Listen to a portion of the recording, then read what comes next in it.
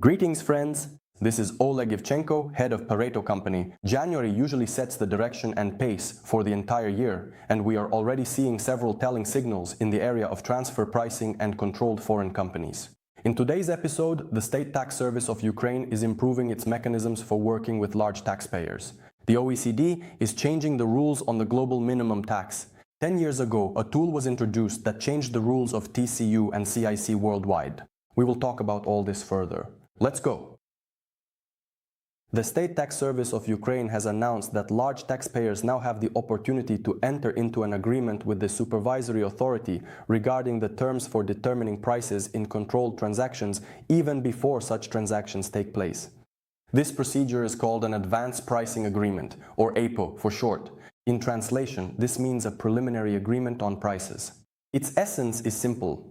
The company agrees with the State Tax Service on exactly how it will calculate its indicators and receives stability for the entire duration of the agreement. The agreement ensures stability of conditions as long as the critical assumptions are met and there are no significant changes in legislation. This reduces the risk of disputes during audits and adds predictability for businesses.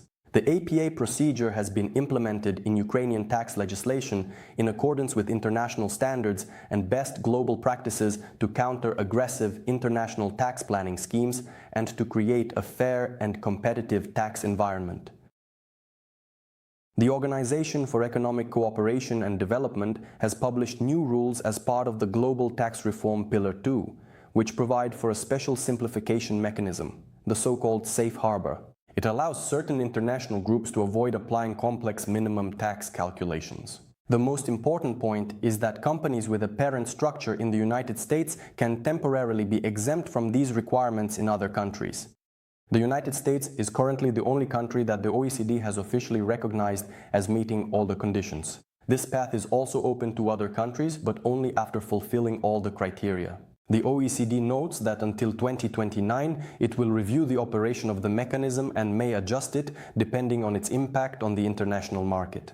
At the same time, local minimum taxes in individual countries will continue to apply, and the new mechanism does not affect this.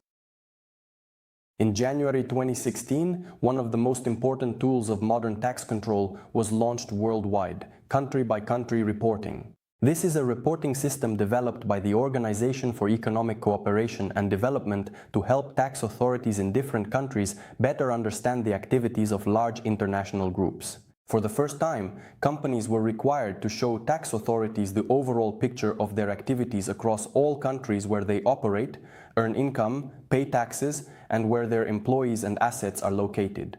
Previously, such transparency simply did not exist.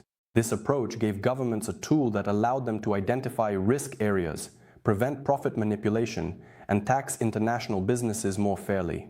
In fact, it was in January 2016 that a new era of global tax control began, which later influenced the development of Ukrainian transfer pricing and CFC, controlled foreign company rules.